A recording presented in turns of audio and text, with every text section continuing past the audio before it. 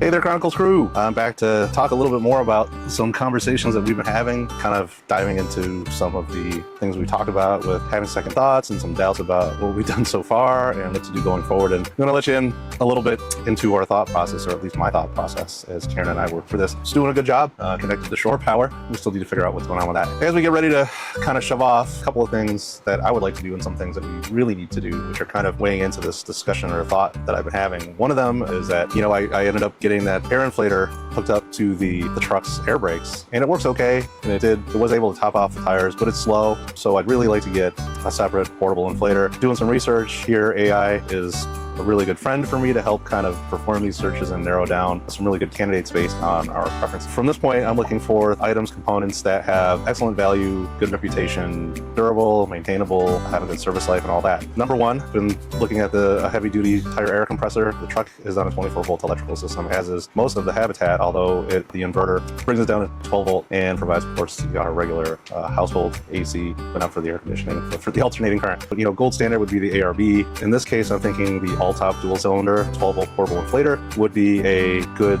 choice instead of the ARB, which is 3 to 4 times more expensive, $120 to $160. I can use a 12-volt inflator with the 24-volt batteries as long as I just connect the alligator clips to the post terminals of one battery instead of across two of them, because that would be bad. Second upgrade I'd like to perform, and one of the more expensive ones, is upgrading the AGM batteries in the Habitat, and there are 4 of them. They're 12 volts, wired similar to the starter batteries, series parallel. To get 24 volts from the 12 volt battery banks, I think it would be great in plug and play to upgrade to 4 24 volt LifePo batteries, 200 amp hours. That should get us a ton of battery storage here. $3,500 for the Redotos, a little bit more for the Power Queens, significantly more for the Lifetimes at almost $4,400. Each of them have their advantages and disadvantages. Lifetime, for instance, has a great 10-year warranty. The other 2 are 5 years. For the purposes of this upgrade, we'd be looking at the Power Queens, which are about $930 each. They don't come in a 4-pack as far as I can tell, but I will look to see if that will do the trick. Another big one, air conditioning. I looked at some different options, like a rooftop system, ideally stay 12 or 24 volts, or maybe dual voltage units, plus for any that provide heating. We'd also be looking at doing something in the cab, just having a long vent hose on a damper going out to the cab. It's a small space, it doesn't need a ton of cooling or air. We'd be looking at 1 or 2 separate air conditioning units. We'd only need cooling in the cab because I really don't want to cut a hole in the roof just to avoid potential water intrusion. Drill a hole in the bottom for some of the wires and pipes. So we would mount, as part of it, the condenser down below in the chassis, ideally in one of those storage boxes outside, so it would be secure and also protected from the elements more than just being in a separate kind of enclosure mounted underneath the chassis. And for that, the OutEquip Pro 12 and 24 volt mini split, the heat pump, I think would work great. The second part, compressor, $2,000 to do this DIY. I feel a lot more confident doing that than this kind of rooftop install. If we go with a pro install, we're talking about $1,500 to $2,500, $3,700 to $5,100 for air conditioning, which, if we leave in the fall, probably not a big deal for a while, but once we hit the heat, it's going to really stink, literally and metaphorically. The cab, probably the Nomadic Cooling X2, X3 rooftop DC air conditioner. The alternative would be the OutEquip Pro rooftop AC, which only does cooling and actually is quite a bit cheaper, $3,700 to $4,800 for the Nomadic versus $1,900 to $2,200 for the OutEquip Pro. With install in that pop-up roof vent, seems like a great place to have that connect, probably $2,400 to $3,200 with a professional install.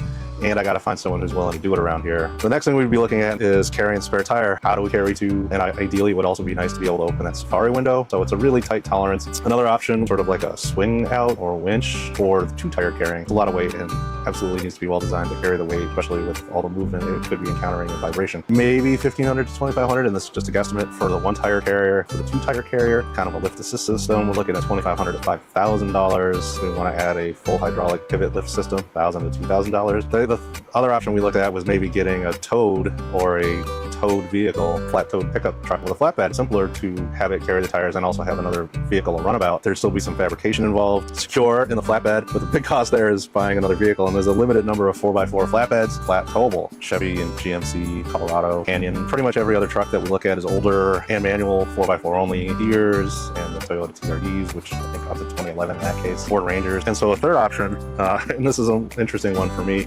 because it might even allow it to carry Brunhild, the motorcycle. You can have a hydraulic like or electric lift carrier, like from Cruiser Lift or Hydra Lift, 3,500 to 6,500, depends on some of the features. Weight capacity, like I've seen some of them are capable of carrying, say, a trike. All in, probably about 5,000, 10,000, because there would still be installing fabrication to weld it to our subframe. But that might be the more straightforward and maybe middle of the road in terms of costs. In order to kind of give us everything we need or want, it would be able to raise them lower with those tires to make it much easier to get them on off, 400 pounds a piece. And probably by myself with some assistance from Karen. It's going to be a struggle bus for sure if we end up getting a flat and needing to replace, use one of the spares. That said, all in, we're 15,000 to 27,000, especially with regard to the spare tire carrying and the air conditioning with the install, about 2,000 to 3,500. So we're talking like 17,000 to almost $30,000 to get everything done that we want to get done. And that's a pretty wide range, kind of eye-wateringly expensive, or is it really necessary or not? The AC is kind of non-negotiable, especially if we get down to Latin America and on the tropics. Kind of makes the battery upgrades non-negotiable. The batteries that are on board, they just don't have that sheer amount of power storage we're going to need, to be running electronics all the time. And of course, there's a good amount of solar up top, but I might even want to supplement that with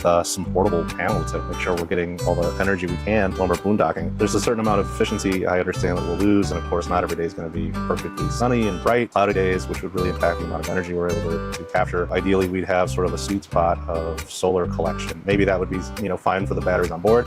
And then we also have the EcoFlow Delta 2 Max, which we may or may not expand because the expansion batteries, I think, are generally on sale for about 1,000 each. Those add 1,000, 2,000 watt hours per add-on battery. So it's pretty good, pretty easy, and it would charge from the alternator since we already have that installed. That's where we're at. I've been playing around with this build idea that we've been calling Project Kit or Project Kitsune. I wanted a fun name that would kind of play on Betty the Beast. I think Kit or Kitsune is a cool thing because, this is a small, stealthier, more nimble build, kind of like a fox to the beast. And so I've definitely gone down the rabbit hole with trying to figure out what could we do to kind of change it up in our way of thinking from full-time living in a completely specced out expedition motorhome to be not full-time living in a vehicle, being able to downsize what we need to bring with us while also being more nimble, especially in cities and towns and narrower places. So, what does that look like? So I've been playing around with different builds. One of them was this Unburdened Wanderer, right? And that was a bit more of a complicated van build. And then the next one I kind of worked on was even more stripped down. And I think we were calling it the Barely There Nomad build, Project Kitsune, where it's at. The idea behind this is to build it out pretty simply. So, we're not going to go overboard and overbuild it with all the cabinetry and all the luxuries and all the things, because